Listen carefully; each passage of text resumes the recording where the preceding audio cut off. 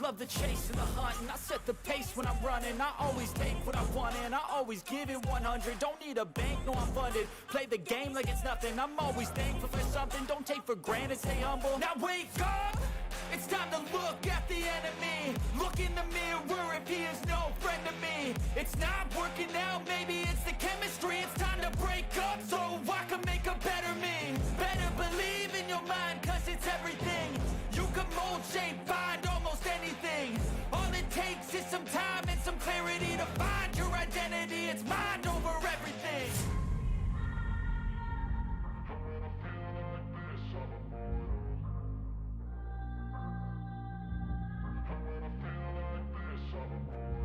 And when I feel like this, I'm immortal. When I feel like this, I'm immortal. When I feel like this, I'm immortal. When I feel like this, I'm immortal. Don't be scared. Just give me up. Don't be scared.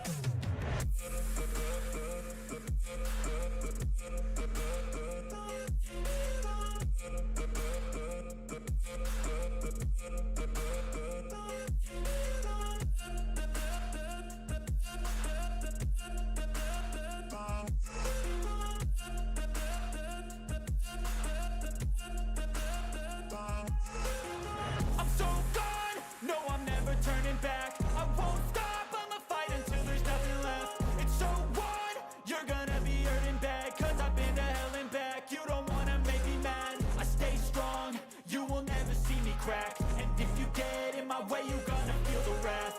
Gotta say it to my face while he's looking back. Mirror breaks after math. When I hate, I attack.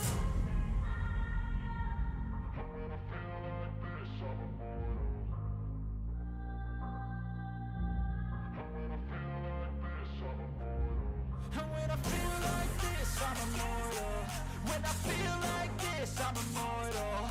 When I feel like this, I'm immortal. When I feel like this, I'm immortal. Don't be scared. Just give me up. Don't be scared.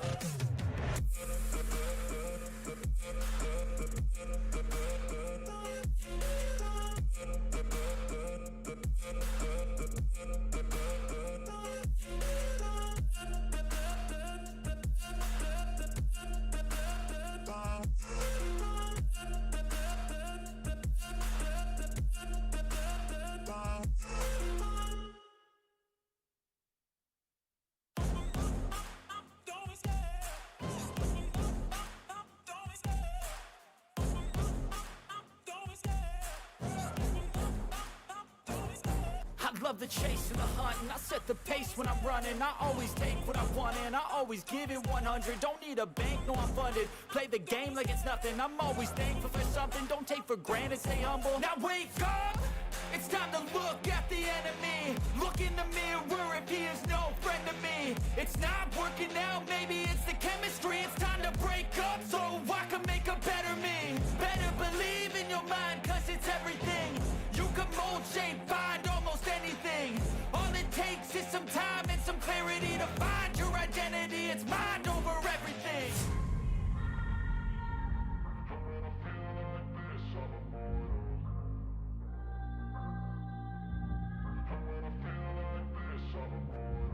And when I feel like this, I'm immortal. When I feel like this, I'm immortal. When I feel like this, I'm immortal. Dude, I feel freaking immortal. Oh my gosh. What is up, everyone? And how are you all doing? Sorry for the delay. Like 10 minutes before I got on live, you could see it in the chat.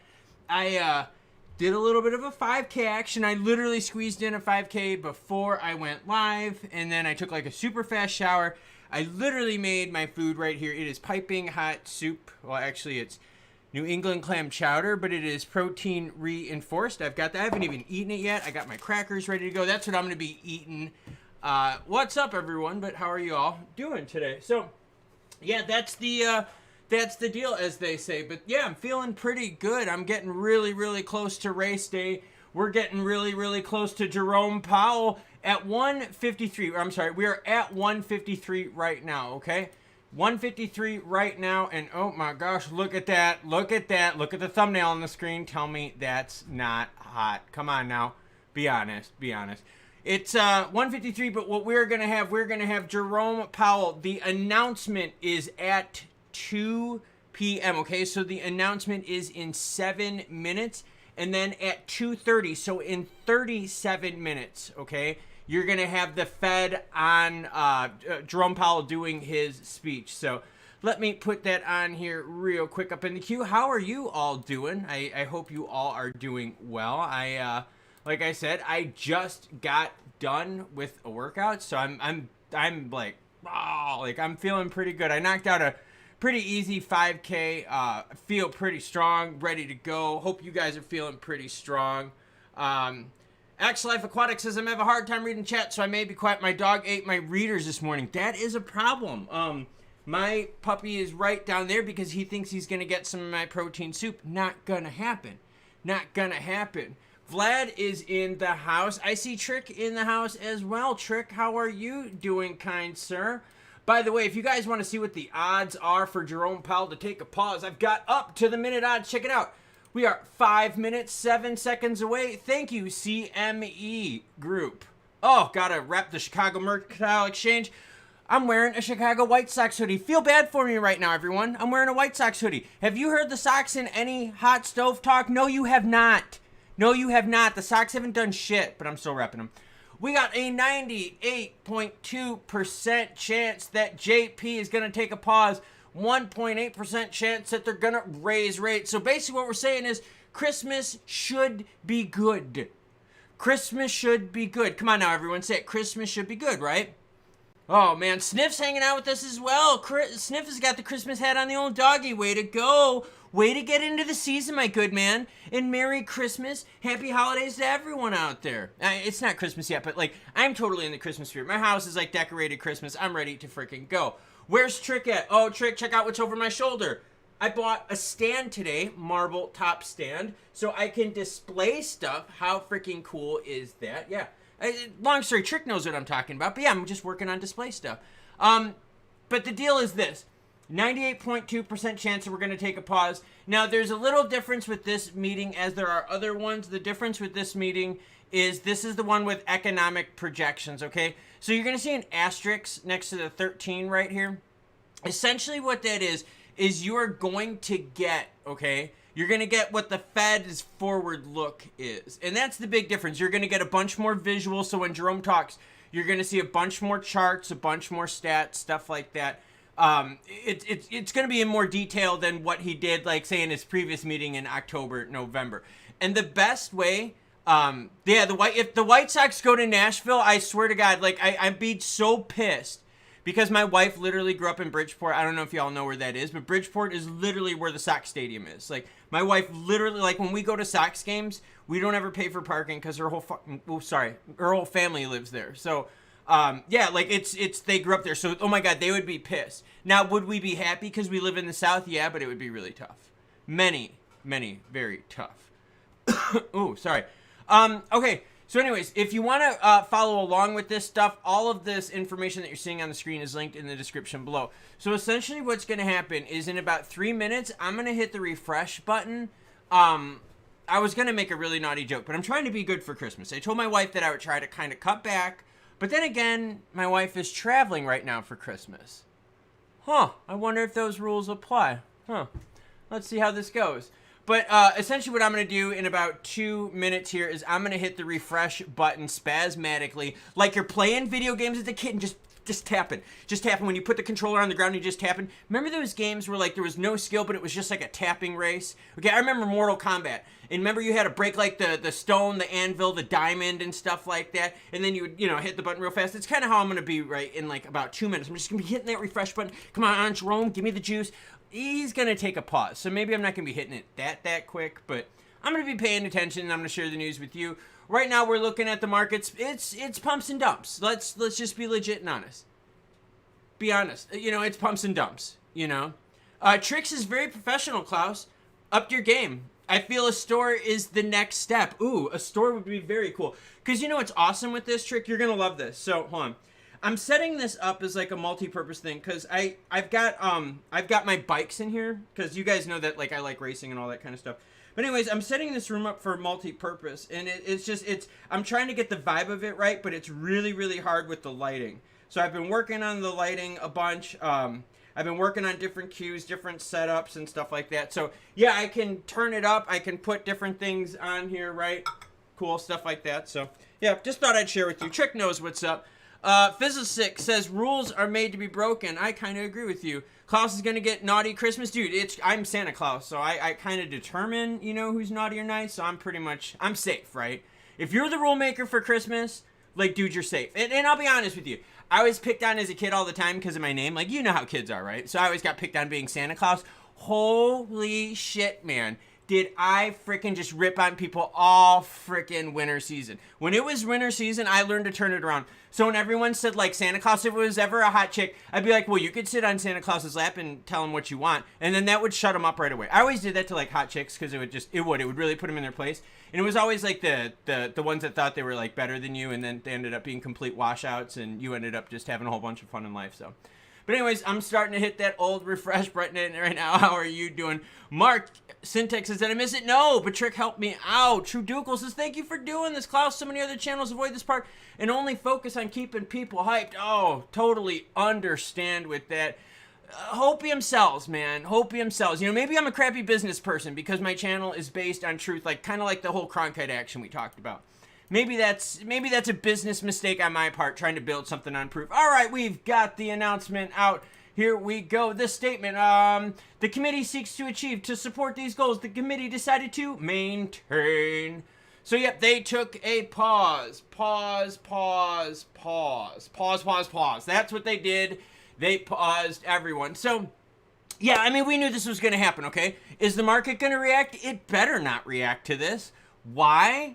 Because, dude, it was a 98.2% chance, right, that this was going to happen. So when you get to the whole buy the rumor, sell the news thing, if we're pricing this in, and we've priced this in, and for the last couple months we've been sitting here saying, hey, dude, pause.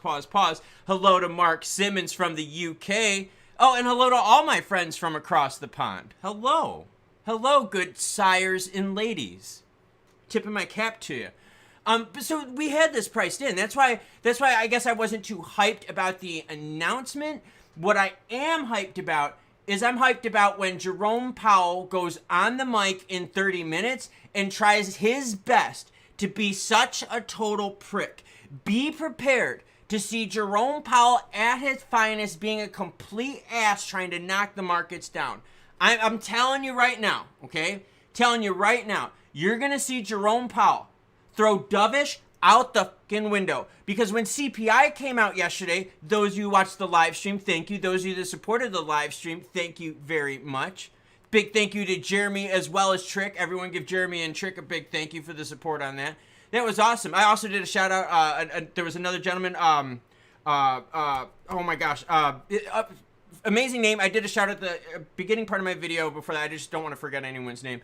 I can think of his picture, but I can't think of the name. Hayward Rideout. Got it. Good. So thank you also to Hayward Rideout that supported the channel yesterday as well. But we saw that the big problem is housing. Okay, the index for shelter continued to rise in November, offsetting a decline in the gasoline index. So if housing stays hot, Jerome Powell is going to now come out on the Fed and come out on the mic, and his only tool, since he isn't pausing, his only tool is his rhetoric. His only tool is his word. So what you're going to hear is Jerome Powell be very, very rough. Very, very rough. I think the market is going to pay more attention to that, because if Jerome Powell says this, and here's the key, okay? This is what we're looking for today, and this is why we watch this kind of stuff, okay? What we're looking for is this. If Jerome Powell says, hey, look, we're going to raise rates if housing doesn't come down, that will signal right there that he's going to raise rates first before he takes a pause and even lowers it further. Reason being, housing is being stubborn AF, and things associated with housing are being stubborn AF. Electricity costs, okay? Utilities are through the roof. Food is still through the roof for households. So homeowners, people with households, rent is through the roof, right? Lower income families are getting crushed, so we got to get those costs to come down. We have to make living affordable. So if Jerome Powell's sitting here going, look, housing isn't going to come down, we have to raise rates, like that could send the market down to the red. So I think that's a big, big problem. Pineapples. Oh, I think you got to say it 3 times for the safe word to be legit. Just throwing it out there. For a safe word to be legit, you got to say it 3 times. Because what if the first time was like an oops?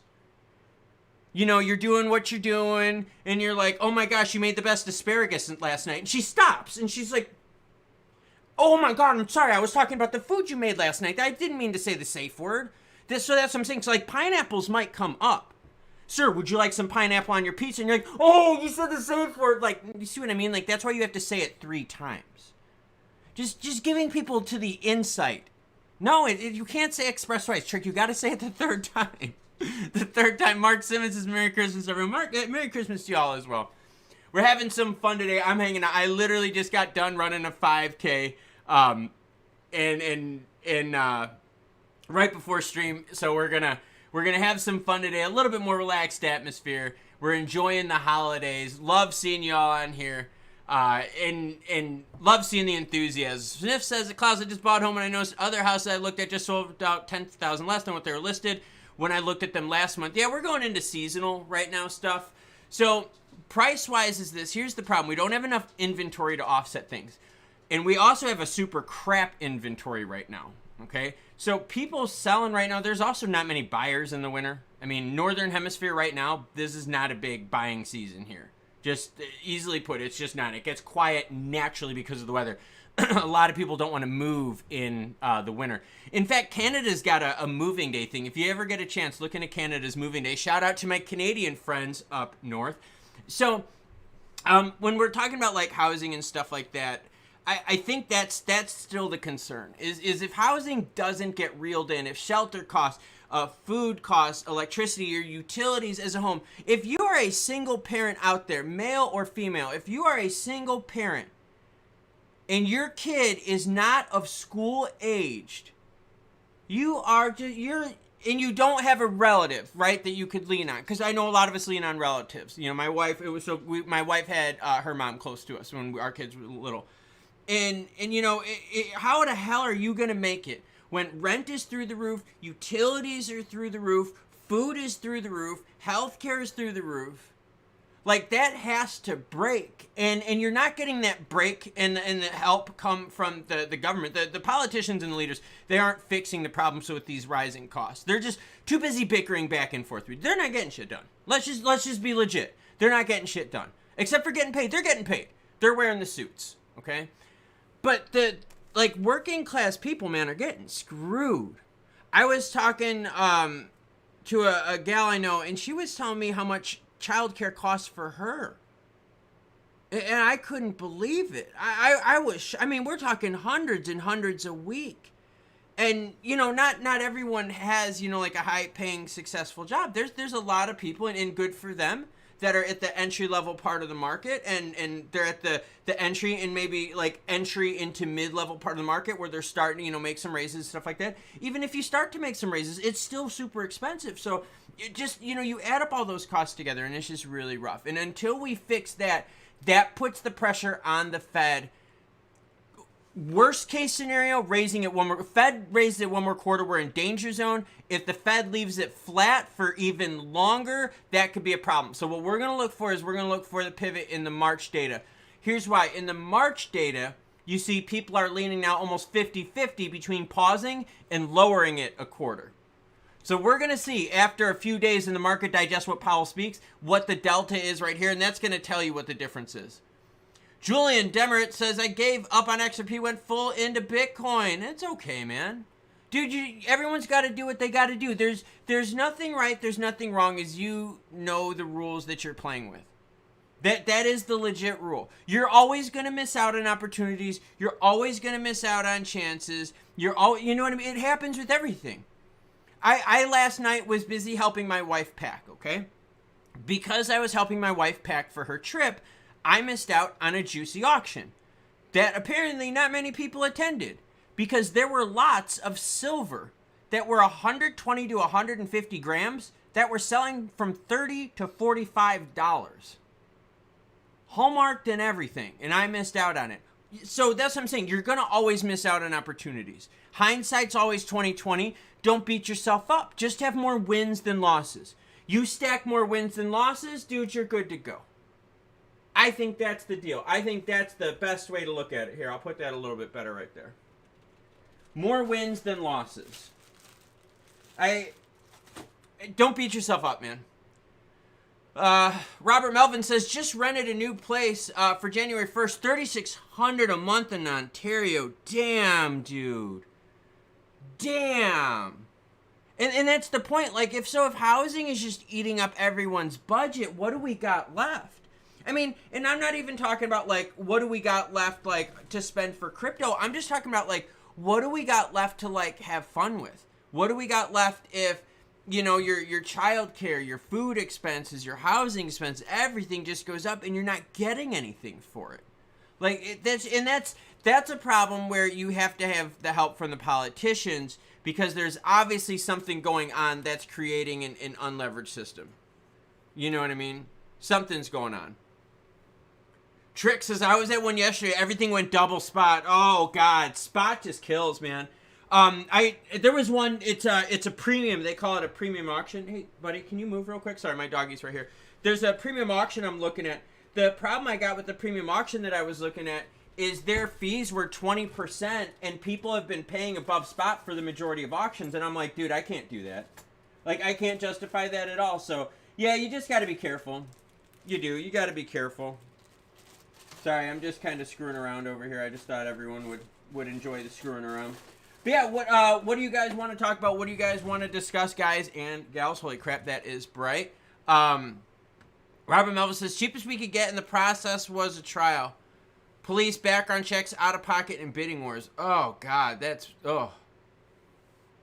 X Life Aquatic says, $3,600 is a house down the street going for them as well. Trick says, Victorian Silver is pulling good money.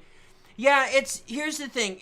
Hey, Ben's hanging out with us. Ben says, how are you? It's been a while. Yes, sir. What's going on, Ben? Well, we're talking about housing and the costs of stuff right now. X Life Aquatic says things have to give eventually. And okay, this will get you up to speed, Ben. This is interesting. In terms of give, right? So then how do things eventually give and how do things eventually break? It comes down to supply and demand or external intervention, okay? Your external intervention could come from government. It could come from catastrophes of sorts. You want to create some supply and demand, right? I mean, come on now. We know how to mess that whole thing up. So think about that. You know, you can also get supply and demand just the natural way of where the market's just like, okay, cool. We can't rent it. I'm moving in with my parents instead.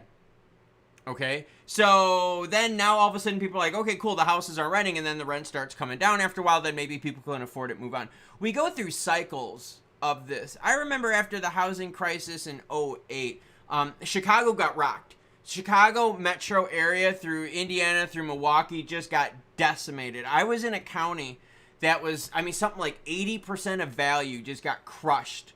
Within a year, just got destroyed.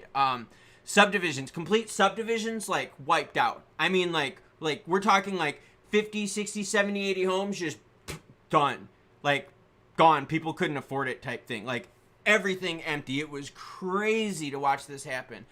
And then what happened was it took a little bit of time, but housing really came down, and then all of a sudden the economy picked up and people were able to afford the cheap housing, and then we started kind of ramping back up again. So we go through these cycles where the market corrects itself with either just natural supply and demand or, like, an external factor, and then we kind of ramp back up and pick up again. So it's very cyclical. It's just been what is going to cause, right, the housing market to kind of come back into play. Do we need more homes? The problem is, if you need more homes, are they going to be affordable? And if the homes are more affordable, well, we've seen recently that utilities are still kind of rough. Food is still kind of rough. That makes for very, very tough living for a family. So, like, dude, trust me, I feel y'all out there. I totally know how it is. I got 3 kids. 2 of mine have moved out. I still got 1 that lives here, and I got 4 dogs. So, when it comes to, like, cost of living, food and stuff like that, dude, like, I totally get it, man. I totally get it. Ben says, I'm good, thanks. I've been working so much. Just got a unit, so after Christmas, we'll be getting really busy. Good for you, man. Good for you. See, and that's the whole thing. Ben is like exactly what we're talking about here, right? There's gonna be people, right, that are chomping through work, that are busy, that are gonna be able to take advantage of opportunities like this, and then that kind of like the market kind of turns over and we go through it again, and people reposition and stuff like that, and it's very interesting. Decline Management's letting us know that the dollar index is plunging. Thank you very much. Decline Management always giving us the updates during the chat. That's why I like the group that we got here, because y'all in the chat take care of each other. By the way, here you go. You want to see a shout out?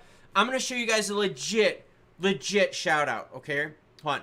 At the top of the chat, about 10 plus minutes before the stream even went live, Life Aquatics and Joshua Sanchez were both having a chat with each other.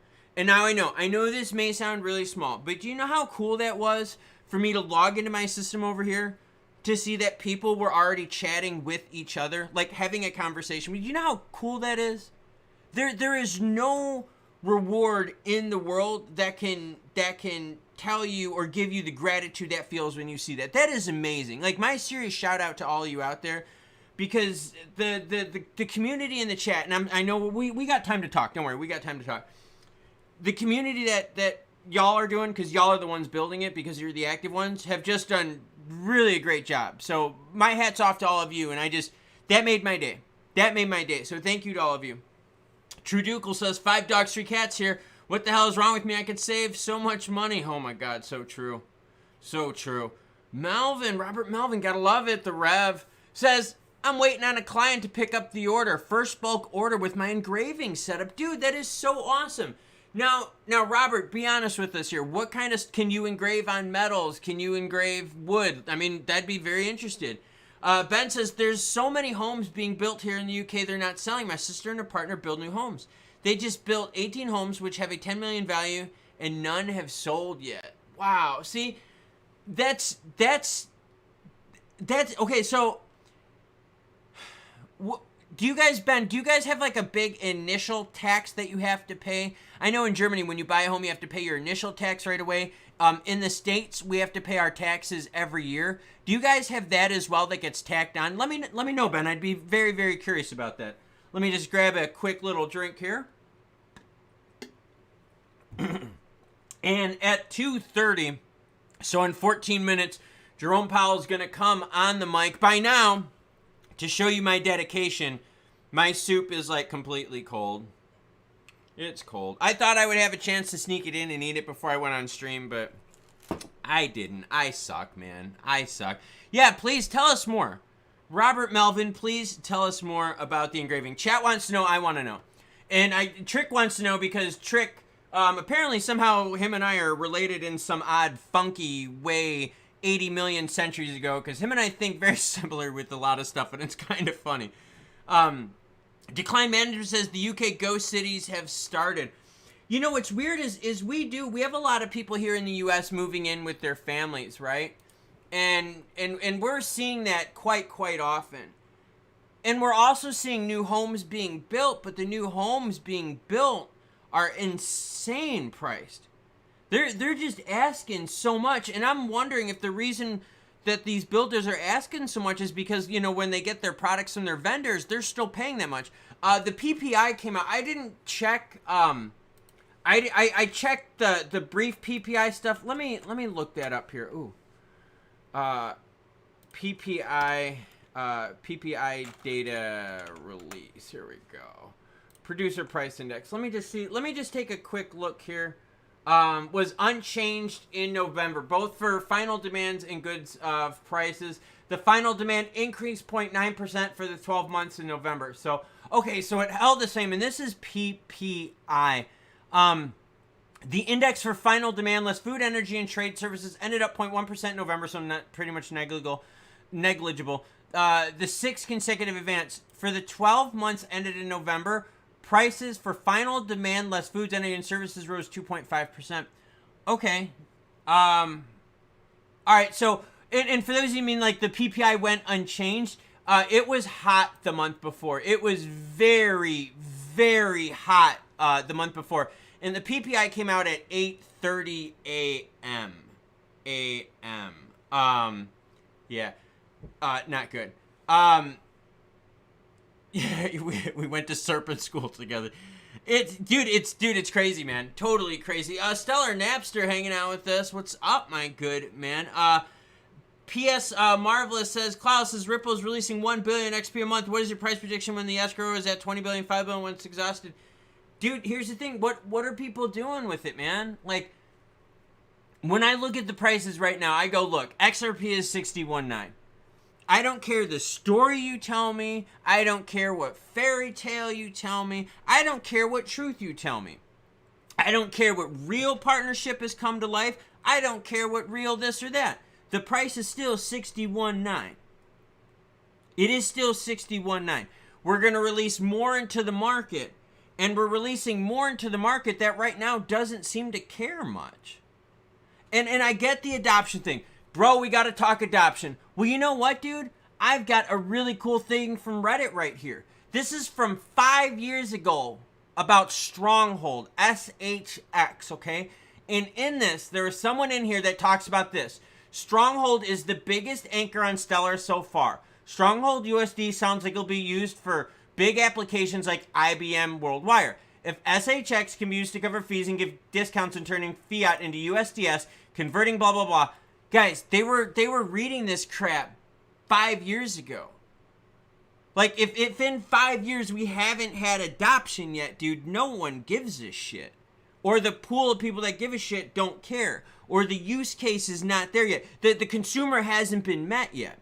Think about that. If you've released a product for 5 years, this is from 5 years ago. I just brought this post up from 5 years ago. Because they're talking about using IBM WorldWire and moving money back and forth and how this is going to work, okay? This was the narrative from 5 years ago, okay? And we're still talking about the price being poo.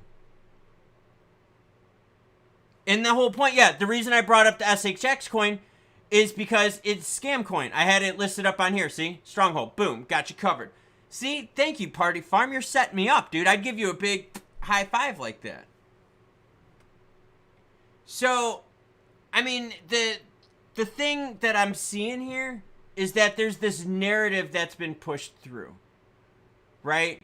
Stronghold was touted as this strong thing. More stuff is going to be released on the market, okay? Like, I get it. But the whole thing is it's been 5 years. You can't tell me that, like, well, you know, 5 years it takes. Dude, we're talking, once the internet came to the world, information spreads like wildfire. Before the internet, you're right, adoption of stuff took a long time because information took a long time to get to people. Before the internet came, if you wanted to know about like x-ray services and you were in remote villages across the world, it wasn't that common to know about. Wasn't that common to know if even that technology existed. You had people practicing all sorts of crazy shit. Now because of the internet, because of cell phones, cellular networks, people all over the world now are informed so fast. Options are made available so fast. The knowledge of options available are made available to the consumer quickly. So 5 years right now, 5 years is an eternity right now. I mean, seriously, what if I told you, dude, making a TV show, we're working on it, 5 years. The audience isn't watching yet. No, but they're coming. Just let's keep bankrolling this TV show, guys. Come on, we're at the 5-year mark. Adoption happens at year 7 with the TV show. I'm like, what? What the fuck are you talking about? You know, I'm running a business here. All right, I'm at year 5. Come on, adoption. It happens at year 7. You're like, dude, it's been 5 years and you still don't have an adoption of product and clientele? This is crazy. Sam Blake, dude, seriously, big star to Sam Blake. Sam Blake says, now that things are going up, we're going to see a lot of scam tokens. Dude, yeah, that's right, because the scam tokens, a lot of them took a back seat while crypto was going down. And, you know, I mean, makes for obvious reason. Let me just take a super quick bite. Sorry. I know I shouldn't eat one stream, but I seriously worked out and I didn't even have anything to eat. So, sorry about that. I'm starting to get cold in my hands. But Robert Melvin letting us know they Picked up the order just as I posted it. Just got paid. Good for you, everyone. Serious shout out. Shout out to Robert Melvin. We talk about making money on this channel, different ways to make money, and ways to make yourself valuable. Way to go, dude. Way to go. Rock on. And not only does Robert Melvin get paid, he comes in and he drops it in like style, and he says this, with a tip. Just the tip. Dude, sometimes it's all we need, man. It's just the tip, right? The tip and maybe a little bit of a light breeze, and we're good. Robert Melvin, good job, dude. Good job. But yeah, so that's what we've been talking about. We've been talking about housing. We've been talking about markets. We're talking about adoption. And the reason I don't like the adoption play is because the narrative has all been the same. The narrative has all been the same. And I guess just what bugs me about this is, when we talk about price action, when we talk about adoption, what gets me about it is the price is based on supply and demand. You know what I mean? DeBear XRP 69 says, too bad I can't give you a 1 ounce silver super chat. I got one for you. This is my non-monogrammed cup right here. 86 grams. 86 grams in this one. And it's not that big. Check it out.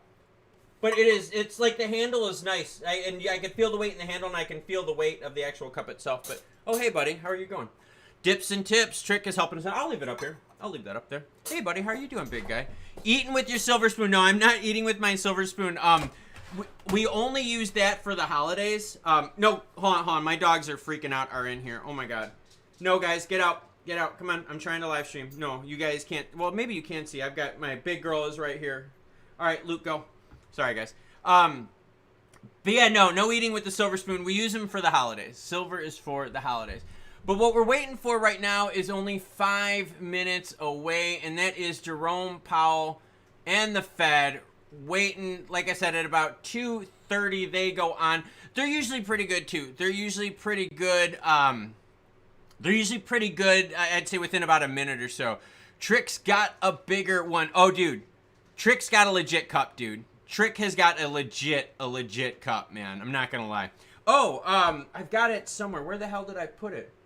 I just literally picked up a Gorham casserole spoon, 2 troy ounce, 1 spoon. I was like, oh, this is pretty freaking cool, man. So we got the Fed coming up here in about 5 minutes. I'm gonna hang out with you guys in the chat when the Fed comes on, obviously, because I like hanging out with you all. So when the Fed comes on, I disengaged one of my interfaces, so let me just get this going right here. Hold on, I'm gonna change this up. Hold on, I'm trying to, where is it at on here? Come on now. Here we go, video capture device. When Jerome Powell comes on, I'll make sure that I remove my screen and I'll get things going. And we'll have Jerome up on there and I will hang out with you. She likes girth, man. Well, it's got to be stamina too, dude. See, guys, it's not just the crypto market that's about expectations, right? Everything in life is about expectations, right? If you talk this big game, right? If you talk this big game, like I am a girthy dinosaur that lasts like an ultra runner, right? And spoon, and all of a sudden, like a minute later, you're sitting there and you're kicked back and you're yawning. She's going to be like, dude, you got to buy me some more of this stuff because that did not do it. And then no matter what, she's going to just probably bail on you anyways. So but now if you told her ahead of time, hey, look, honey, I don't last long. Let me just, let me make your head spin round as I go down. And then I'll give you the minute afterwards. She's like, oh, okay. I can play in this game. And then you're good. See what I mean? You set the expectation and you met the expectation. We have to get to the point to where our expectation of crypto starts aligning with its capabilities. Sam Blake says, just remember to polish your silver so it doesn't oxidize and turn to a tainted funny color. Proper proper silver storage is a big deal. If I have stuff that is patina tarnished, I will leave it. If I have stuff that's clean, I keep it clean. We keep here. Like this is one, like I keep clean. Like this is another one, right? Like this one always stays nice and clean. Stop bugging me. I've got other stuff that I keep clean too, but like the older stuff, I do. The older stuff I there you go. Kind of use it just like that. Airtight storage with oxygen absorbers. Yeah, that is. And the other thing too, if you can get them, get yourself, and this is kind of a weird one, get yourself the felt, right? The bags. Get yourself the bags, man. You will not go wrong. It helps out totally. Do whatever you can. All right, let's see where are we at right now. We've got 2 more minutes till Jerome Powell and the Fed go on live. Cannot wait to share that with you. I'm big into patina on the old, like I said, I'm sorry, contextually, I'm old. I am like, I love the old stuff. Like that is where it's at. Like I am all about the old stuff. Like I like, hold on, see, I moved some of this stuff off camera because like I tried. Like old, like the old detail silver work, like the stuff like that. I dig that kind of stuff. All right, let's see. The trick is, thanks, Sam. I'm rubbing as I type. Whoa, now. All right, let's see. We got Jerome Powell, the Fed. We've got to pause, but we're going to see what happens when he comes on the mic. Should be on here in about a minute. When he does, I will shut off the camera. The market, though, is pretty simple. All right? You know what I mean? Honestly, the market is pretty simple. It's all about supply and demand. Like, it's legit about supply and demand right now. And, you know, we can argue whatever case we want, but hey, I don't care how much money is out there, this or that. XRP is still 62.1. XLM is still 12.2. X Factor says, are we going to see Klaus with a hat on soon? With a top hat on soon? No top hat. I gotta find a hat, man. Like, I gotta find a hat. I gotta find a hat for Cam. Hat for Cam. All right, here we go. Jerome Powell is up. Let me up the sound. I'm going to kill this right here.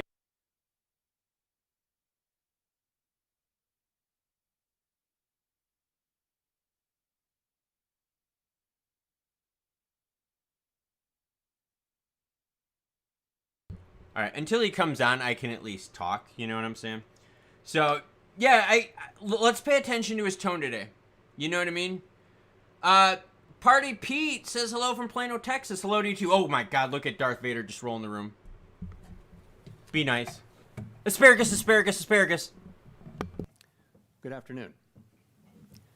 My colleagues and I remain squarely focused on our dual mandate to promote maximum employment and stable prices for the American people. As we approach the end of the year, it's natural to look back on the progress that has been made toward our dual mandate objectives. Inflation has eased from its highs, and this has come without a significant increase in unemployment. That's very good news. But inflation is still too high, ongoing progress in bringing it down is not assured, and the path forward is uncertain. As we look ahead to next year, I want to assure the American people that we're fully committed to returning inflation to our 2% goal. Restoring price stability is essential to achieve a sustained period of strong labor market conditions that benefit all. Since early last year, the FOMC has significantly tightened the stance of monetary policy. We've raised our policy interest rate by 5.25 percentage points and have continued to reduce our securities holdings at a brisk pace. Our actions have moved our policy rate well into restrictive territory, meaning that tight policy is putting downward pressure on economic activity and inflation, and the full effects of our tightening likely have not yet been felt. Today, we decided to leave our policy interest rate unchanged and to continue to reduce our securities holdings. Given how far we have come, along with the uncertainties and risks that we face, the committee is proceeding carefully. We will make decisions about the extent of any additional policy firming and how long policy will remain restrictive based on the totality of the incoming data, the evolving outlook, and the balance of risks. I will have more to say about monetary policy after briefly reviewing economic developments. Recent indicators suggest that growth of economic activity has slowed substantially from the outsized pace seen in the third quarter. Even so, GDP is on track to expand around 2.5% for the year as a whole, bolstered by strong consumer demand as well as improving supply conditions. After picking up somewhat over the summer, activity in the housing sector has flattened out and remains well below the levels of a year ago, largely reflecting higher mortgage rates. Higher interest rates also appear to be weighing on business fixed investment. In our summary of economic projections, committee participants revised up their assessments of GDP growth this year, but expect growth to cool, with the median projection falling to 1.4% next year. The labor market remains tight, but supply and demand conditions continue to come into better balance. Over the past 3 months, payroll job gains averaged 204,000 jobs per month, a strong pace that is nevertheless below that seen earlier in the year. The unemployment rate remains low at 3.7%. Strong job creation has been accompanied by an increase in the supply of workers. The labor force participation rate has moved up since last year, particularly for individuals aged 25 to 54 years, and immigration has returned to pre-pandemic levels. Nominal wage growth appears to be easing, and job vacancies have declined. Although the jobs-to-workers gap has narrowed, labor demand still exceeds the supply of available workers. FOMC participants expect the rebalancing in the labor market to continue, easing upward pressures on inflation. The median unemployment rate projection in the SEP rises somewhat from 3.8% at the end of this year to 4.1% at the end of next year. Inflation has eased over the past year, but remains above our longer-run goal of 2%. Based on the Consumer Price Index and other data, we estimate that total PCE prices rose 2.6% over the 12 months ending in November, and that, excluding the volatile food and energy categories, core PCE prices rose 3.1%. The lower inflation readings over the past several months are welcome, but we will need to see further evidence to build confidence that inflation is moving down sustainably toward our goal. Longer-term inflation expectations appear to remain well anchored, as reflected in a broad range of surveys of households, businesses, and forecasters, as well as measures from financial markets. As is evident from the SEP, we anticipate that the process of getting inflation all the way to 2% will take some time. The median projection in the SEP is 2.8% this year, falls to 2.4% next year, and reaches 2% in 2026. The Fed's monetary policy actions are guided by our mandate to promote maximum employment and stable prices for the American people. My colleagues and I are acutely aware that high inflation imposes significant hardship as it erodes purchasing power, especially for those least able to meet the higher costs of essentials like food, housing, and transportation. We're highly attentive to the risks that high inflation poses to both sides of our mandate, and we are strongly committed to returning inflation to our 2% objective. As I noted earlier, since early last year, we have raised our policy rate by 5.25 percentage points, and we have decreased our securities holdings by more than $1 trillion. Our restrictive stance of monetary policy is putting downward pressure on economic activity and inflation. The committee decided at today's meeting to maintain the target range for the federal funds rate at 5.25 to 5.5%, and to continue the process of significantly reducing our securities holdings. While we believe that our policy rate is likely at or near its peak for this tightening cycle, the economy has surprised forecasters in many ways since the pandemic, and ongoing progress toward our 2% inflation objective is not assured. We are prepared to tighten policy further if appropriate. We're committed to achieving a stance of monetary policy that is sufficiently restrictive to bring inflation sustainably down to 2% over time, and to keeping policy restrictive until we're confident that inflation is on a path to that objective. In our SEP, FOMC participants wrote down their individual assessments of an appropriate path for the federal funds rate based on what each participant judges to be the most likely scenario going forward. While participants do not view it as likely to be appropriate to raise interest rates further, neither do they want to take the possibility off the table.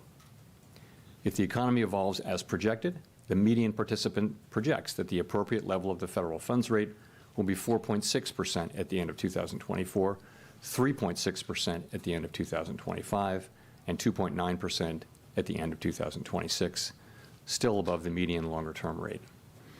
These projections are not a committee decision or plan. If the economy does not evolve as projected, the path of policy will adjust as appropriate to foster our maximum employment and price stability goals. In light of the uncertainties and risks and how far we have come, the committee is proceeding carefully. We will continue to make our decisions meeting by meeting based on the totality of the incoming data and their implications for the outlook for economic activity and inflation, as well as the balance of risks. In determining the extent of any additional policy firming that may be appropriate to return inflation to 2% over time, the committee will take into account the cumulative tightening of monetary policy, the lags with which monetary policy affects economic activity and inflation, and economic and financial developments. We remain committed to bringing inflation back down to our 2% goal and to keeping longer-term inflation expectations well anchored.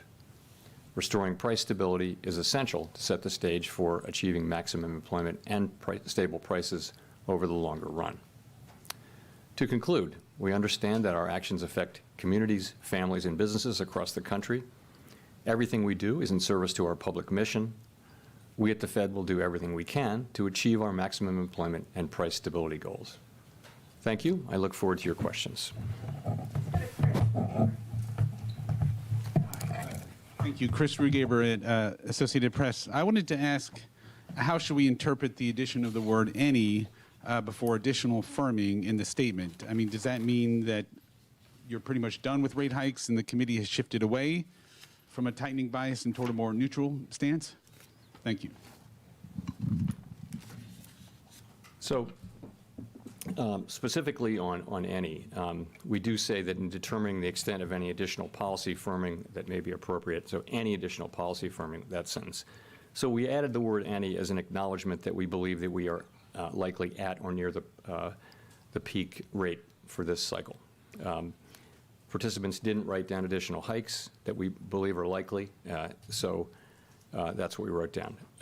But participants also didn't want to take the possibility of further hikes off the table. So that's really what we were thinking. Mr. Chairman, the microphone, sorry. Steve Leisman, CNBC. Happy holidays, Mr. Chairman. Fed Governor Chris Waller said that if inflation continues to fall, then the Fed in the next several months could be cutting interest rates. I wonder if you could comment on whether you agree with Fed Governor Waller on that the Fed would become more restrictive if it didn't cut rates if inflation fell. Thank you, sir. So, of course, I don't comment on any other officials, even those who work at the Fed. But I'll try to answer your question more broadly. So the way we're looking at it is really this. When we started out, right, we said the first question is how fast to move, and we moved very fast. The second question is, really how high to raise the policy rate, and that's really the question that we're still on here. We're very focused on that. As I mentioned, people generally think that we're at or near that, and think it's not likely that we will hike, although they don't take that possibility off the table. So that's when you get to that question, and that's your answer. There's a naturally it begins to be the next question, which is when it will become appropriate to begin dialing back the amount of policy restraint that's in place. So that's really the next question, and that's what people are thinking about and talking about. And I would just say this: we are seeing strong growth that appears to be moderating. We're seeing a labor market that is coming back into balance by so many measures, and we're seeing inflation making real progress. These are the things we've been wanting to see. We can't know. We still have a ways to go. No one is declaring victory. That would be premature. And we can't be guaranteed of this progress. So we're moving carefully in making that assessment of whether we need to do more or not. That's really the question that we're on. But of course, the other question, the question of when will it become appropriate to begin dialing back the amount of policy restraint in place, that begins to come into view. And is clearly a topic of discussion out in the world, and also a discussion for us at our meeting today. Can you give some color as to the nature of that discussion today? Thank you. Sure. So it comes up in this way today. Everybody wrote down an SEP forecast, so many people mentioned what their rate forecast was. There was no back and forth, no attempt to sort of reach agreement, like this is what I wrote down, this is what I think, that kind of thing. Preliminary kind of a discussion like that. Not everybody did that, but many people did. And I would say there's a general expectation that this will be a topic for us looking ahead. That's really what happened in today's meeting. I can't do the head count for you in real time, but that's generally what happened today. Go to Rachel. Hi, Chair Powell. Rachel Siegel from the Washington Post. Thanks for taking our questions. At this point, can you confidently say that the economy has avoided a recession and isn't heading for one now? And if the answer is no, I'm curious about what you'd still be looking for. I think you can say that there's little basis for thinking that the economy is in a recession now. I would say that. I think there's always a probability that there will be a recession in the next year, and it's a meaningful probability no matter what the economy is doing. So it's always a real possibility. The question is it? So it's a possibility here. I have always felt, since the beginning, that there was a possibility, because of the unusual situation, that the economy could cool off in a way that enabled inflation to come down without the kind of large job losses that have often been associated with high inflation and tightening cycles. So far, that's what we're seeing. That's what many forecasters on and off the committee are seeing. This result is not guaranteed. It is far too early to declare victory. And there are certainly risks. It's certainly possible that the economy will behave in an unexpected way. It has done that repeatedly through in the post-pandemic period. Nonetheless, where we are is we see the things that I mentioned. I'm curious if you're looking back on the past year, you talked about navigating by the stars under cloudy skies. Can you talk about some of the ways in which the economy surprised you most this year, where you thought it would behave in one way and had to pivot to respond? Thanks.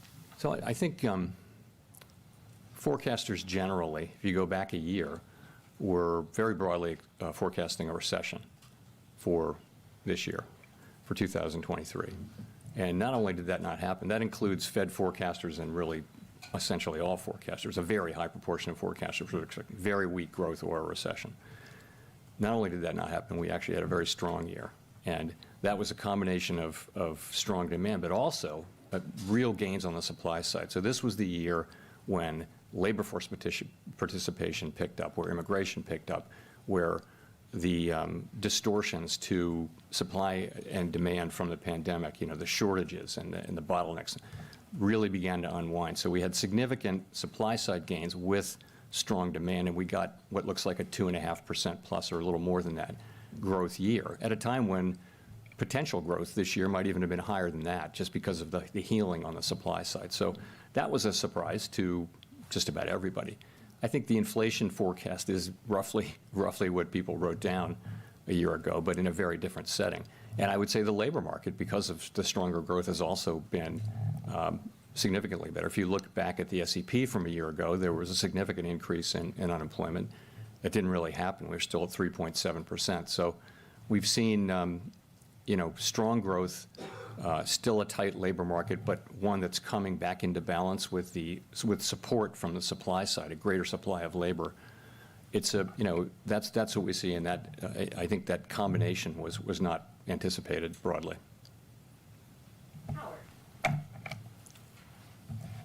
Thanks, Howard Schneider with Reuters, and thanks for taking the questions. I wonder if you could give a little more color or detail on what motivates the lower rates next year, whether it's a coincidence, for example, that the spread between PCE inflation, core inflation, and the federal funds rate stays constant over the year. Are you simply calibrating against the fall in prices, in the price level that you're expecting, in the rate of inflation that you're expecting, as opposed to supporting the economy? Nothing quite that mechanical is happening. The SEP really is a bottoms up, built from the bottom up, right? So I think people are looking at what's happening in the economy, and I think if you look at the big difference from September in the SEP, the expectations for inflation this year, both headline and core, have come down, really significantly in 3 months.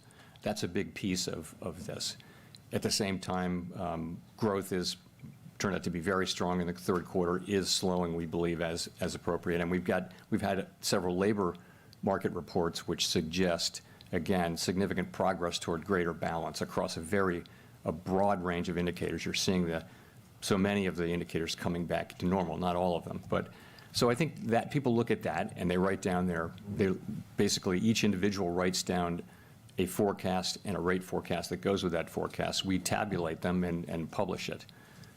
And so it isn't, you ask about real rates, I take it.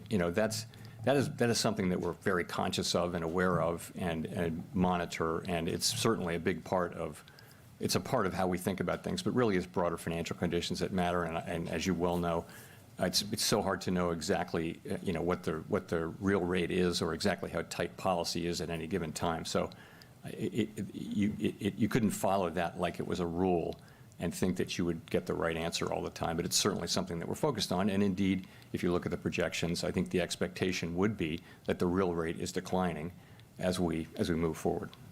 It sounds like the discussion over that, if I could follow up, has already kind of begun. I'm wondering, just related to Steve's question, how the tactics of this play out, given the slowing of inflation and the fact that the deeper you get into 2024, the closer you get to a presidential election. Do you want to front load this, in other words? Yeah, no, we don't think about political events. We don't think about politics. We think about what's the right thing to do for the economy. The minute we start thinking about those things, we just can't do that. We have to think, what's the right thing? We'll do the things that we think are right for the economy at the time when we think is the right time. That's what we'll always do. So I mentioned we're moving carefully. One of the things we're moving carefully about is that decision over, that assessment really over whether we've done enough, really. And you see that people are not writing down rate hikes. That's us thinking that we have done enough, but not feeling that really strongly confidently and not wanting to take the possibility of a rate hike off the table. Nonetheless, it's not the base case anymore, obviously, as it was 60, 90 days ago.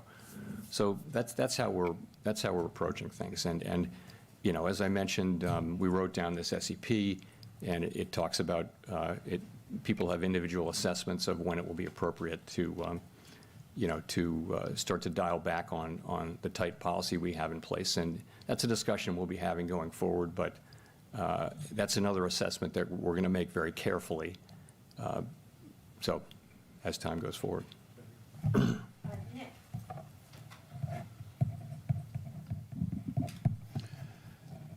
Nick Timmeros of the Wall Street Journal. Chair Powell, you've argued over the last year that policy tightening started before you actually lifted off because the market anticipated your moves and tightened on your behalf. The market is now easing policy on your behalf by anticipating a funds rate by next September that's a full point below the current level, with cuts beginning around March. Is this something that you are broadly comfortable with?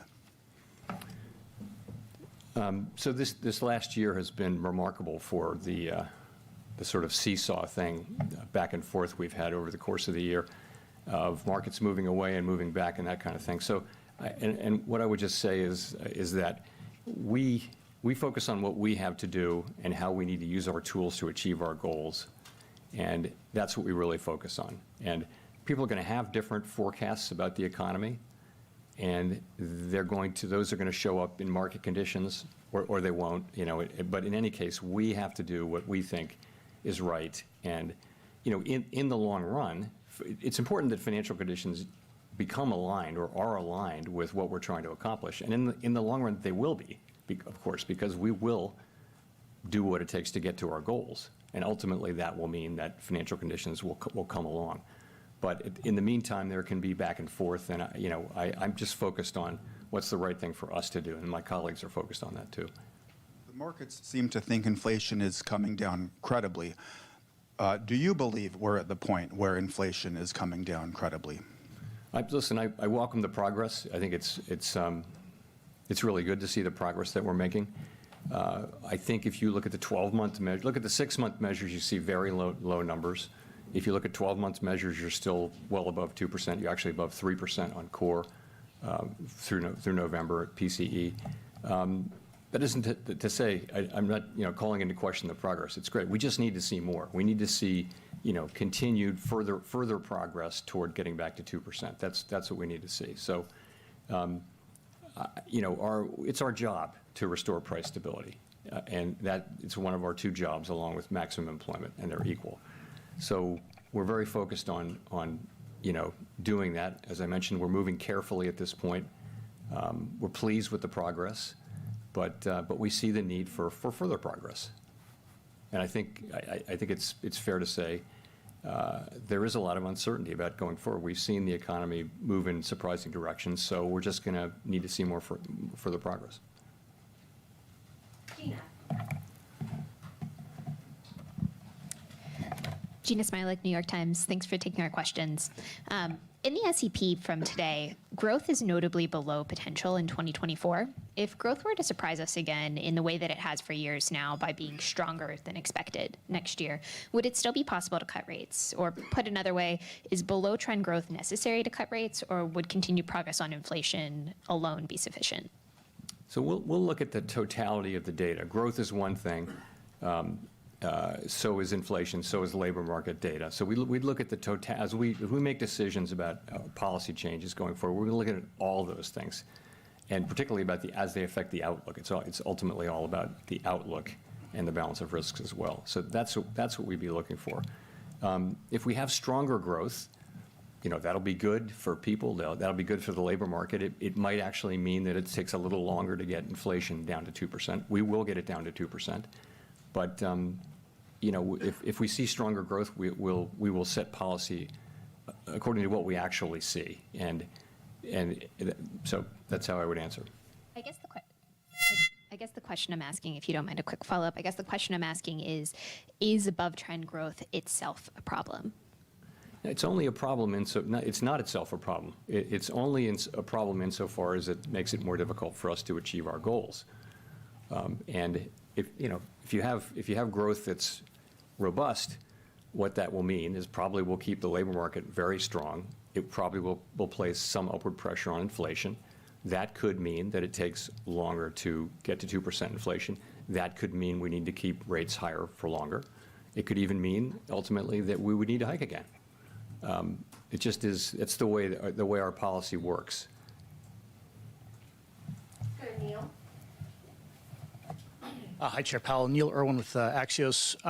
How do you interpret the state of the labor market right now? And in particular, you've referred even today to evidence that it's coming into better balance. What would you need to see to conclude that it has reached that balance? So on the better balance side, just a lot of things. It's you see job growth still strong, but moving back down to more sustainable levels given population growth and labor force participation. The things that are not quite, but let me go on with that list. Claims are low.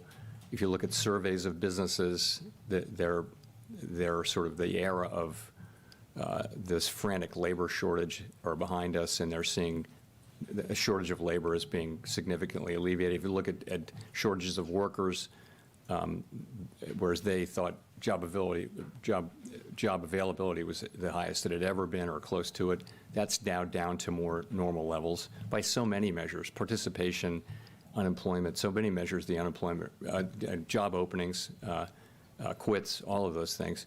So wages are still running a bit above what would be consistent with 2% inflation over a long period of time. They've been gradually cooling off, but if wages are running around 4%, that's still a bit above, I would say. And I guess there are just a couple of other, the unemployment rate is very, very low. And these are, but I would just say overall, the development of the labor market has been very positive. It's been a good time for workers to find jobs and get solid wage increases. Claire. Jones, Financial Times. I'd say the mood among economists at the moment seems to be one of cautious optimism, which is somewhat corroborated by your forecast, by this sense that we are going to have a soft landing. Yeah, when we hear from the general public, there's a lot of discord about economic conditions. What do you think explains this disconnect, and does it matter for policymakers? It may be.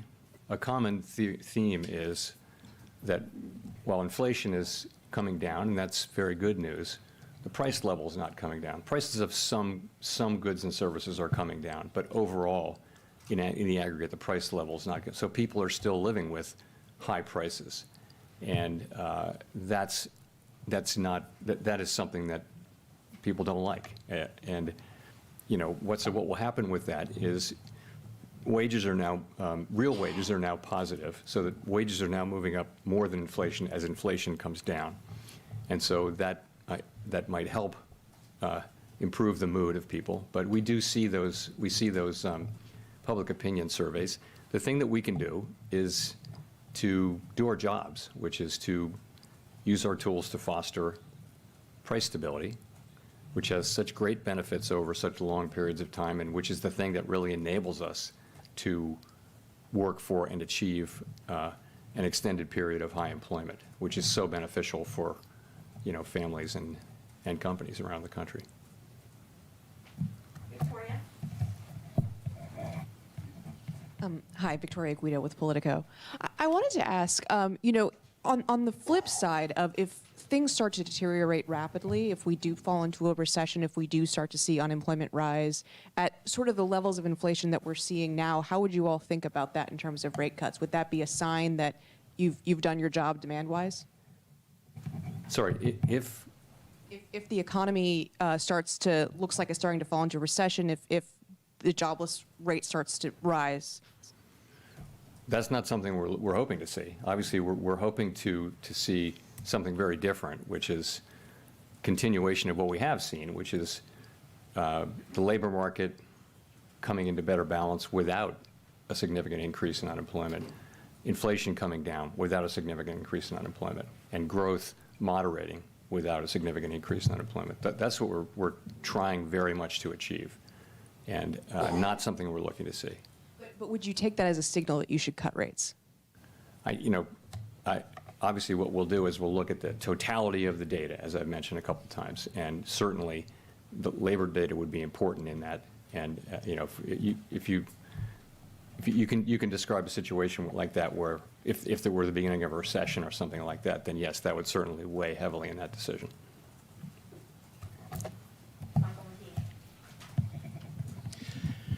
Michael McKee from Bloomberg Television and Radio.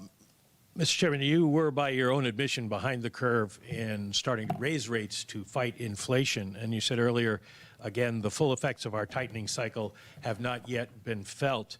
How will you decide when to cut rates, and how will you ensure you're not behind the curve there?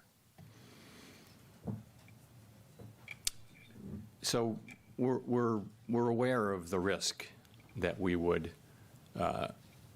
hang on too long. We know that that's a risk, and we're very focused on not making that mistake. And we do regard the two, we've come back into a better balance between the risk of overdoing it and the risk of underdoing it. Not only that, we were able to focus hard on the price stability mandate, and we're getting back to the point where, which is what you do when you're very far from one of the two mandates. You're getting now back to the point where both mandates are important, and they're more in balance too. So I think we'll be very much keeping that in mind as we make policy going forward.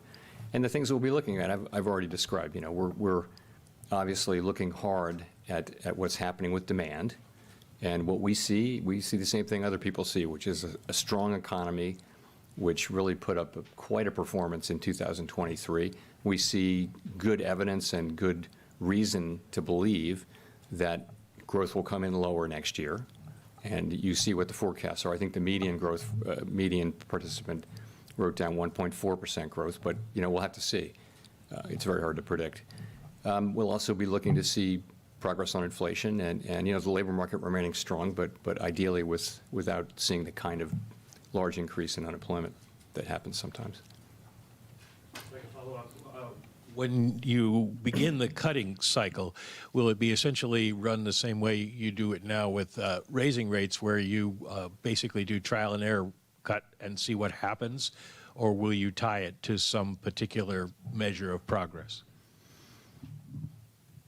We haven't typically tried to articulate, with one exception, really specific target levels, which was, some of you will remember the thresholds that we used in, I guess, 2013. The answer is, these are things that we haven't, really worked out yet. We're sort of just at the beginning of that discussion. Thank you, Mr. Chairman. Edward Lawrence with Fox Business. So if the Fed cuts rates, as the dot plot is showing, about 75 basis points, does that signal that there's a belief of weakness next year in the economy? It wouldn't, if that were, first of all, let me just say, that isn't a plan. That's just accumulating what people wrote down. So that's not something, you know this, but allow me to say it again. We don't debate or discuss what the right, whose SEP is right. We just say what they are and we tabulate them and publish them. So it's important for people to know that, but it wouldn't need to be a sign of, it could just be a sign that the economy is normalizing and it doesn't need the tight policy. It depends on, the economy can evolve in many different ways, right? So, but it could be more what I just described. And you focused on core inflation. We've heard from in other meetings. How sticky is core inflation right now?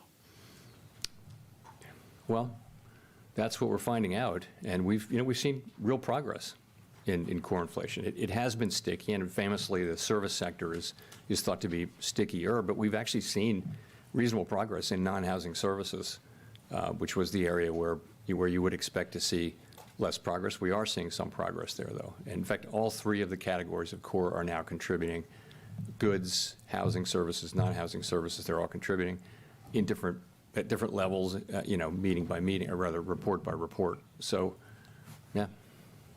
Okay, let's go to Katerina. Katerina Saraiva, Bloomberg News. Thanks for taking our questions. I just wanted to ask a little bit about, we had some pretty positive data this morning and yesterday. I'm assuming those were not incorporated into the forecasts we see today. But I just wanted to ask, how that kind of adds to your thinking, on the inflation outlook. Right. So we got CPI the morning of the first day, and we got PPI the next day, which informs the translation into PCE. So it's very, very late in the game, but nonetheless, participants are allowed to, encouraged to update their SEP forecasts until probably mid-morning today. After that, so staff has to accumulate all of that and create the documents that you see. So until about mid-morning, a little maybe late morning, it's okay to update. And I believe some people did update their forecasts based on what we saw today. Okay, and do you see, how are you, when you think about, starting to think about the rate cuts next year or whenever they come, how do you think about the economy we're in now, kind of post-pandemic? Do you think that there's been significant structural shifts, and is that going to change how you look at a rate cut path? The question of whether there have been fundamental structural shifts is really hard to know the answer, and a very interesting one right now. The one that would affect, one that comes to mind, though, is just the question of where the neutral rate of interest is. And so, for example, if it's risen, and I'm not saying that it has, but if it were to have risen, that would mean that interest rates would need to be a little bit higher to convey the same level of restriction. The thing is, we're not really going to know that. People will be writing papers about that 10 years from now and still fighting about it. So it's just that it's going to be uncertain. So we're going to be making policy in this difficult, uncertain, really unprecedented environment. Someone once said that you know the natural rate of interest by its works, and that's really right. But that's very difficult because policy operates with a lag. So it's one of the reasons why we slowed down this year. We started slowing down at this meeting last year, reducing the pace at which we were adding restriction. And over the course of this year, we really slowed down a lot to give those lags time to work. In terms of demand, has demand shifted more away from services into goods? You can make a case for that the shift back into services has not been complete, and it doesn't look like it's ongoing, but I don't know if that's right. Maybe people just bought so much stuff that they temporarily don't want any more stuff. They haven't got any place to put it. Let's go to Jennifer. Thank you, Chair Powell. Jennifer Schonberger with Yahoo Finance. You said back in July that you needed to start cutting rates before getting to 2% inflation. As you mentioned, PCE inflation is now running at 3.5% on core.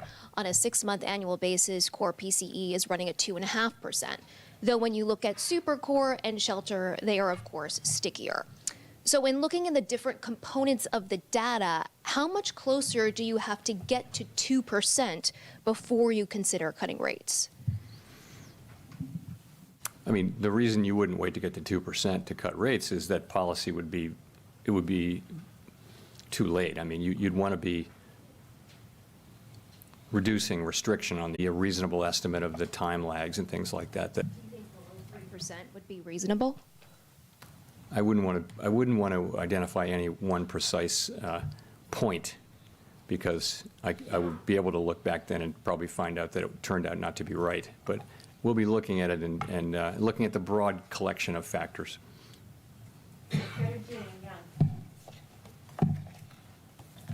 Hi, Chair Powell, Jean Young with Market News. Wanted to go back to the stickiness of inflation question. Over the past couple of years, a lot of central bankers have talked about the more difficult last mile of getting inflation back down to 2%. Yet it's also been surprising how fast inflation has come down this year. I'm curious, do you think something has changed in our understanding of inflation, or do you subscribe to this notion still, or is it something different about the U.S. economy? I think this, we felt since the beginning that it would be a combination of two factors.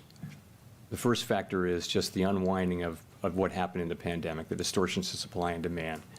And the second thing would be our policy, which was weighing on aggregate demand and actually making it easier for the supply side to recover because of lower demand. We thought those two things were going to be necessary. Sorry, say the last part of your question again. If there was something different about the U.S. economy. Yeah, so it's not that, it may or may not be about the U.S. economy being different. I think that this inflation was not the classic demand overload, pot boiling over kind of inflation that we think about. It was a combination of very strong demand, without question, and unusual supply side restrictions, both on the goods side but also on the labor side, because we had a participation shock. So this is just very unusual. And, we had the view, my colleagues and I broadly had the view that we could get a lot of, you had essentially a vertical supply curve, because you ran into the limits of capacity at very low levels because there weren't workers and because people couldn't, the supply chains were all broken. So we had the view that you could come straight down that vertical supply curve to the extent demand reduced. And, something like that has happened. It happened so far. The question is, once that part of it runs out, and we think it has a ways to run, we definitely think that the sort of supply chain and shortages side has some ways to run. Does labor force participation have much more to run? It might. Immigration could help, but it may be that at some point you will run out of supply side help, and then it gets down to demand and it gets harder. That's very possible. But to say with certainty that the last mile is going to be different, I'd be reluctant to suggest that we have any certainty around that. We just don't know. I mean, inflation keeps coming down, the labor market keeps getting back into balance, and it's so far so good. Although we kind of assume that it will get harder from here, but so far it hasn't. Okay, we'll go to Megan for the last question. Hi, Chair Powell. Thanks for taking our questions. Megan Casella with Barron's. I want to ask about the balance sheet, given the Fed's focus now on proceeding carefully and considering rate cuts. And can you talk us through what the latest thinking is, and has there been any consideration of altering the pace of quantitative tightening at all? We're not talking about altering the pace of QT right now, just to get that out of the way. So balance sheet seems to be working pretty much as expected. What we've been seeing is, that we're allowing runoff each month. That's adding up. I think we're close to 1.2 trillion now. That's showing up. The reverse repo facility has been coming down quickly, and reserves have been either moving up or, as a result, or holding steady. At a certain point, there won't be any more to come out of, or there'll be a level where the reverse repo facility levels out, and at that point, reserves will start to come down. We still have, that we intend to reduce our securities holders until we judge that the quantity of reserve balances has reached a level somewhat above that consistent with ample reserves. And we also intend to slow and then stop the decline in size of the balance sheet when reserve balances are somewhat above the level judged to be consistent with ample reserves. We're not at those levels. With reserves close to $3.5 trillion. We don't think we're at those reserves. There isn't a lot of evidence of that. We're watching it carefully, and so far it's working pretty much as expected, we think.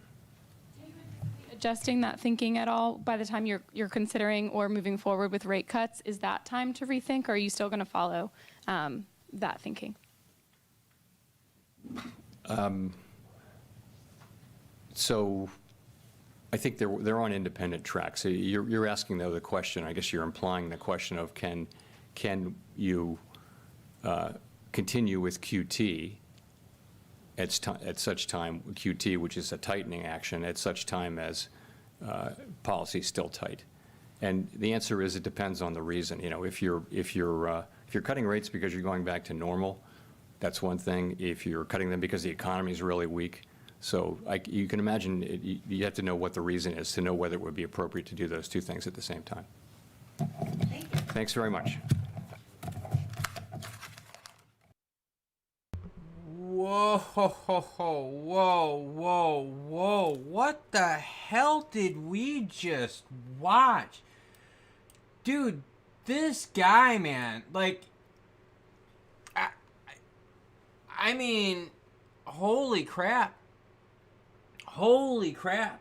That's crazy. There were several times where he made some jokes. Hey, maybe people bought so much stuff that they don't know where to store it. That's why they're not buying right now. What the hell are you talking about? And a few of his answers were, and you got to remember, Powell. Okay, take Jerome Powell and put him and I in the same room. Okay, let's say Jerome Powell is on one podium, I'm on the other. You both ask us the same question. Jerome Powell is going to have a very good level of professionalism, very high. Okay. My professionalism level is going to be right here. Now, when I make a joke, like a naughty joke, or I rip into someone, my level doesn't drop much, right? Because you're like, okay, cool, we expect that.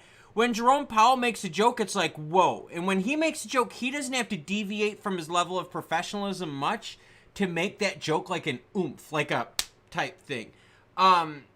You could tell there were certain questions that he was just like, like, seriously, you're going to ask me this shit now? Like, I don't want to deal with this. You could see it in his face.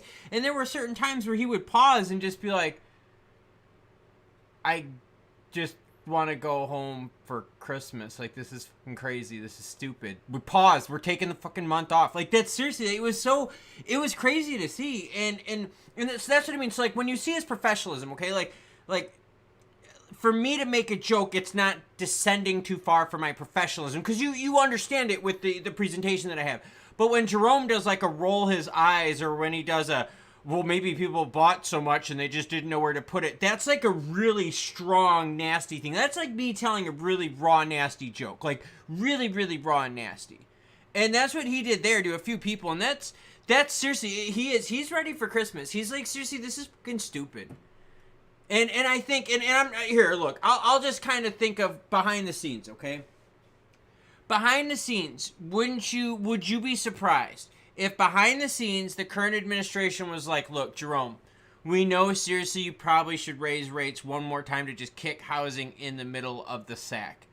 But, like, can you for real, like, just pause so that, like, we have a good Christmas? Because, like, we could kind of use it to pick the country up. And he's sitting there and he's like, that's not what we should do right now. We really need to come at it with another quarter. Let's just crush housing now during winter so that in the spring, housing makes more sense. Let's get people back on track.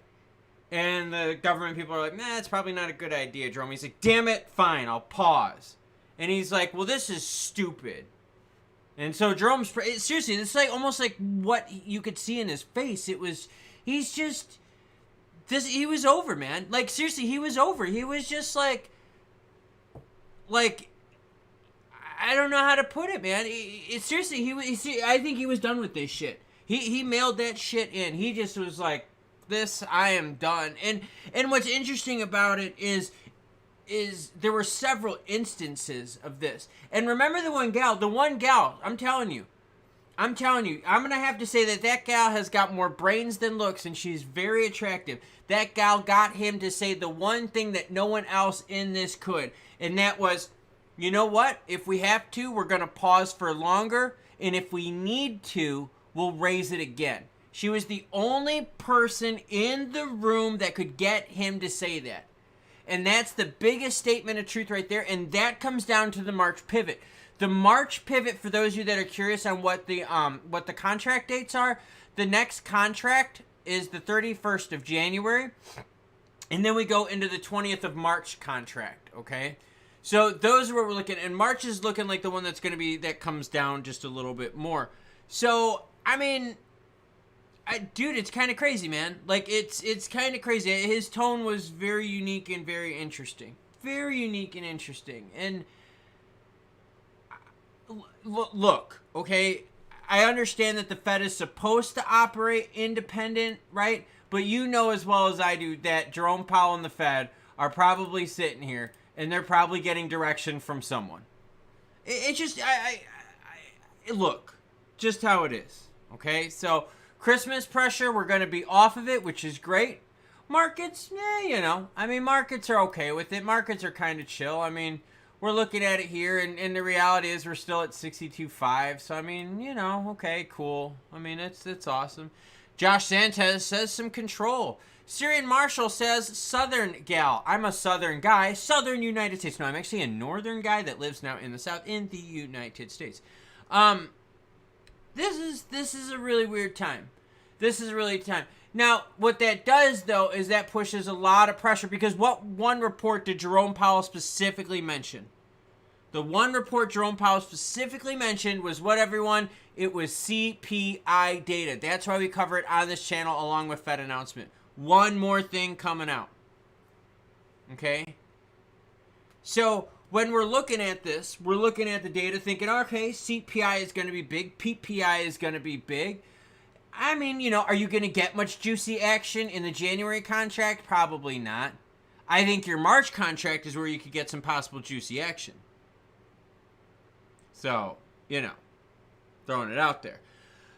So, what are your thoughts? What are your questions? We're going to take the stream. For here a little bit. Let's just see what your thoughts and questions are. How did you feel about Jerome Powell on the mic today? What did you think about his tone? What did you think about his responses to the question? I mean, this was all very, very interesting stuff here. And his body language told us almost more than what his verbiage did. So, you know, seeing that all together really put this as an interesting meeting. Mo Mass says, when's the next meeting? The next contract we have is January 31st. If you want to check that out, you want to go to the FOMC meeting calendar, and I will show you exactly where that is. Give me a second here. You want to go to the Fed FOMC calendar. Hold on a second. I usually have it near the top. Usually I do. I usually have my Fed FOMC calendar pops up near the top. Hold on a second. Hold on a second. FOMC calendar. I don't want to put meeting. I want to put calendar. Okay, so FOMC next year in 2024. January 31st is next contract, with March being the next one, at the 20th being the next contract. So, Trick says, I felt absolutely nothing. You know what I felt? I felt that Jerome was just checking it in, man. You know what I mean? Just checking it in. I mean, hanging out. I mean, that's what he was doing. So there's your next meetings for you. You can always check that out. You would want to Google in FOMC calendar, and you will find one from the Federal Reserve. So next meeting, January 31st. Seriously, unless if inflation goes through the frickin' roof, if CPI and PPI data goes disgustingly nuts in January, he's going to pause in January. You thought Jerome was a prick. He might be a prick in January's meeting too. March, we don't know. Maybe we get happy March. You know, if not, you look at the April-May contract. Okay, I mean, it's coming. It's coming. We just don't know when they're going to start pivoting. But we know they're going to start pivoting. Johnny Moreno says, thanks a lot, Klaus. Happy holidays. Happy holidays to you all. Merry Christmas to you all. Happy whatever holiday you celebrate, whatever faith, whatever your belief system is. Happy holidays. Happy spirits to all of you. Okay, I'm going to share something from Robert Melvin, and congrats to you, sir. Seriously, congrats to you. Neutral is how it leaves me feeling. Xmas will be the same market, but nothing to write home about. You know what? Thank you for saying that, Robert Melvin, because I do agree with you regarding that, because it's almost like we expected this, right? Doesn't it come down to expectations versus reality? I mean, isn't that seriously what this is all about right now, is expectations versus reality? And we've expected the Fed to pivot, haven't we? We've been sitting here talking for how long? Since the previous contract. We've been talking since the previous contract about the Fed pivoting. And that's the deal, okay? And we've been talking about it. We've been expecting it. We've been pricing the action in. End of story. Sorry, I'm just changing the background for y'all. Is that better? Here you go. Sorry about that. Yeah, so I mean, we've been expecting it. And it's expectation versus reality.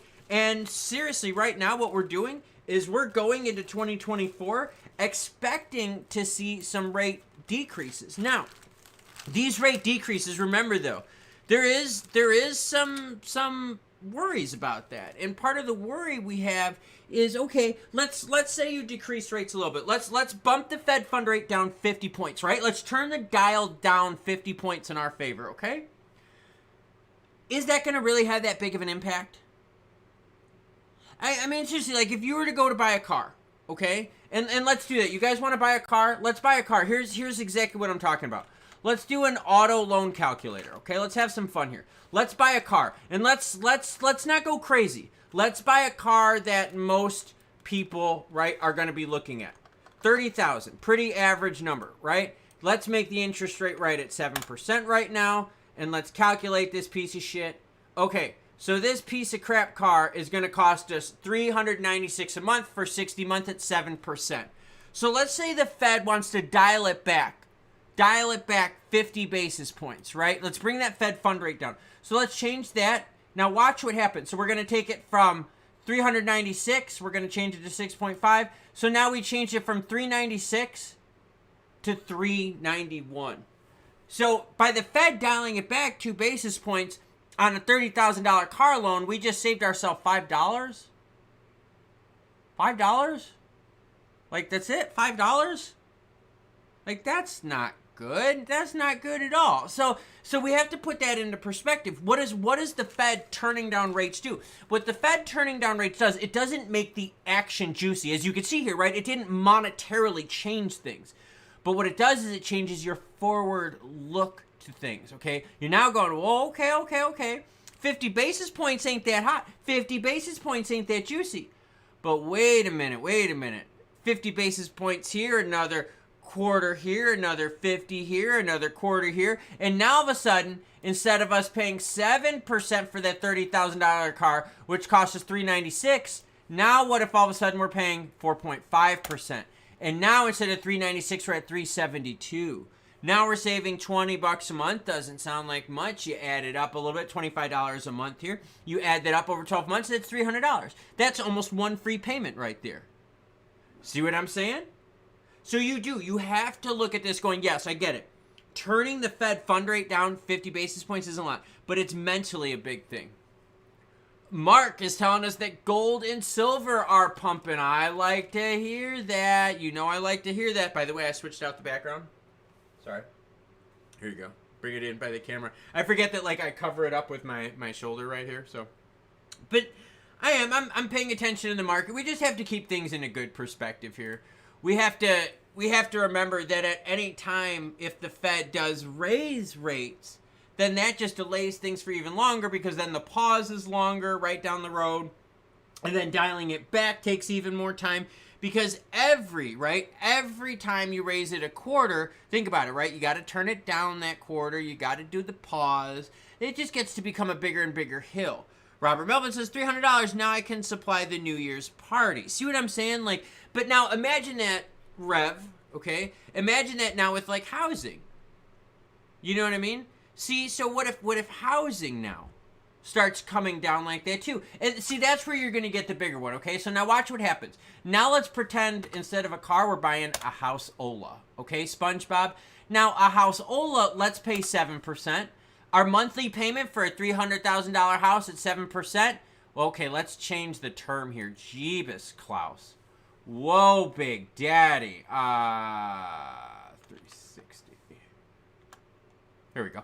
All right, so we're going to buy a house, $300,000 for 7%, $1,928. Now let's turn that bad boy down to 5% and watch what happens. You go from $1,928 to $1,556. Almost $400 savings a month. That's the deal.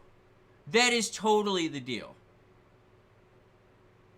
So, cool. We reduce rates. It's just going to take some time. But the nice news is if we do start reducing rates, it is going to end up with something better down the road. Joshua says, ¿Dónde está Santa Claus? Santa Claus es aquí. Hola, mi amigos. Santa Claus. Buzz Bracket Band, PvP Band, says, I've held XRP for years, and honestly, I'm tired of it. I see where, trust me, I get where you're coming from. The big thing that's going to really be hard for XRP is when you start zooming out, you start seeing this group of people right here, and let's just draw just a little bit, right? Let's just do a little doodle. This group of people right here are going to be pissed. Anyone that bought during this time right here, and you're sitting here not even close price-wise, right? So all these people right here, the longer that time goes on, you're going to be going, dude, this is junk, man. This is junk. So that's what we got to pay attention to. The longer you have these lower prices, the lower becomes the norm. The expectation of this really, really like juicy, juicy, juicy goodness right here goes away. Why? Because then the expectation starts becoming more realistic, like this right here. All of a sudden, this becomes just a statistical abnormality, and this becomes what people are expecting. That's the danger part. Very, very, very dangerous with that. So, all right, everyone, what we're going to do now is we're going to wrap up the stream here. This is where we're going to end it at 3:35. Give me about 5 more minutes here. So if you got any questions, comments, now is the time to spit it out. Let it all go. Again, stream was awesome today. Y'all have done an amazing job. Love the positivity as well. Love the positivity as well. It's just been great to see y'all interacting with each other. And the stream is just a blast. The stream is totally a blast. Oh, man. Sorry. Let's see. Vlad says, in my opinion, XRP is a very long-term play. Keep a small bag in cold storage till 2030 and forget about the price.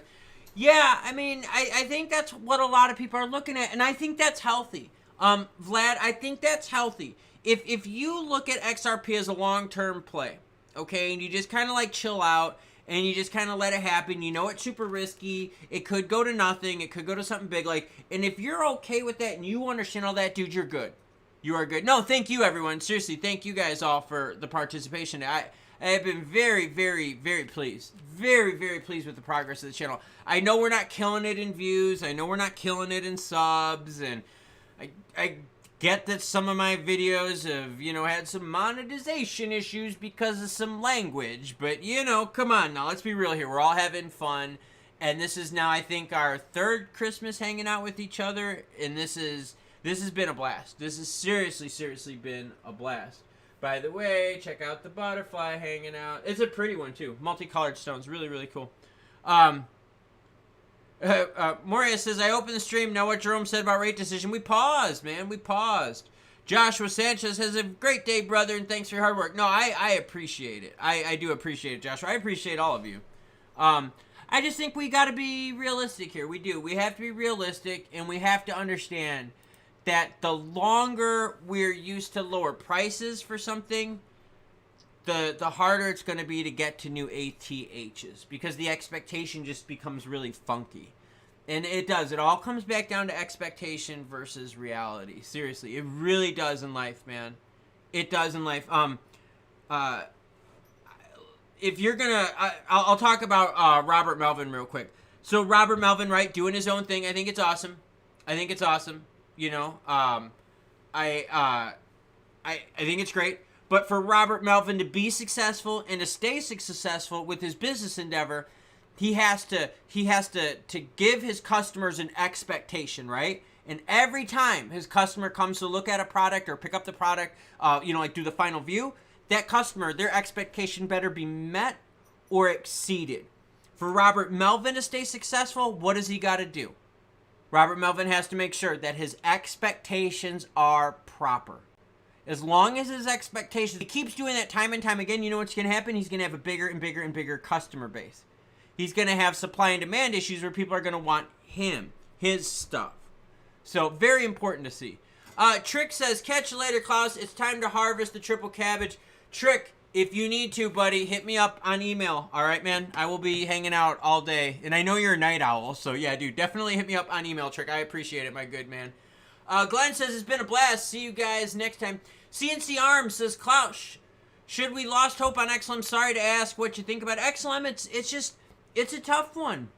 XLM is another one where there were so many things promised that they haven't followed through on. They haven't. Joshua Sanchez jumps in on the channel and drops a big support. Thank you, Joshua. I greatly appreciate it, sir. Everyone give Joshua a big thank you for that. I do. I totally appreciate it. But see, the XLM thing, the crypto thing is just tough. And it's XLM, it's XRP, it's all of them. The expectations have just been, they just been tough. Seriously, it comes down to expectations in reality. And I know some of you out there think that, like, it's hard when I get into people when they come up with all these crazy stories. I know some of you out there are like, Klaus, you come in a little hard with people. That's what she said. With some of the other content creators out there. Yeah, but if these other content creators keep making expectations so crazy, we're never going to be satisfied, which means we're never going to get good price action. That's a big problem. You can't do that. You can't do that and be successful at your business. Very cool to see y'all thanking Josh. Josh, big shout out to you, kind sir. Seriously, big shout out to all of you. I really want to say that you guys know that, like, I'm getting ready for an ultra marathon. Well, I'm almost ready to sign up for another one. But I want to say that the reason I can do these ultra marathons is all because of you, because you all allow me the time to be able to do this. You all allow me the time and the support to be able to have a schedule like this where I can do weird stuff, and time-wise it's cool with it, and I make sure I catch up on the news, but you guys also understand that if I got to train, I got to delay stuff. So very thankful, very, very thankful for all of you. But in summary right now, we're looking at this. We're going to round it out with a little crypto heat map talk. And then what we're going to do is we're going to play some tunes. I'm going to hop on chat. We'll all say our goodbyes, and we'll catch y'all later. So let's finish it off with some pricing. Bitcoin sitting at 42,780, up 3.87%. ETH 2254, up 3.5%, no biggie. XRP eyeing some gains at 62.5, up 1.6%. XLM not as much in the green, but still seeing some relief. 12.4, up 1.7% last 24 hours. Thank you very much, everyone. I will catch you all later.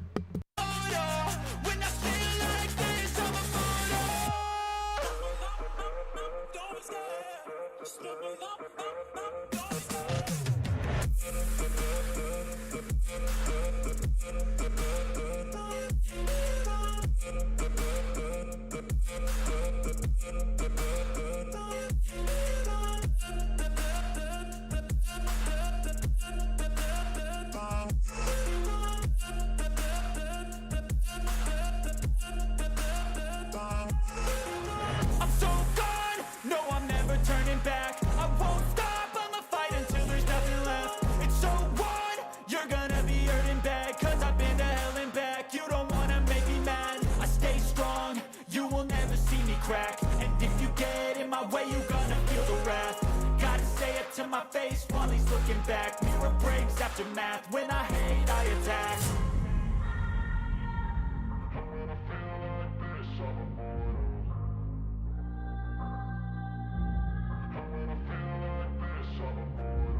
And when I feel like this, I'm immortal. When I feel like this, I'm immortal.